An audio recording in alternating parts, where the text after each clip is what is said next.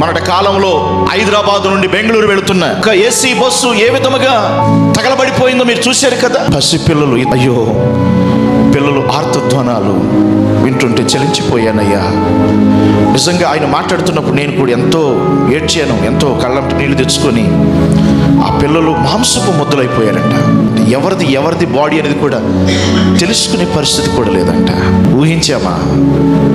వాళ్ళు అనుకున్నారా? చూడండి, అసలు ఆ చనిపోయిన వారిలో పెద్దవాళ్ళు, వృద్ధులు ఉన్నారు, నడి వయసులో ఉన్నవారు ఉన్నారు, పశుప్రాయులు కూడా ఉన్నారు. పశుప్రాయులు ఏం చేశారండి పాపం? వాళ్ళకి ఏం తెలుసు? దేవుడు రక్షించవచ్చు కదా.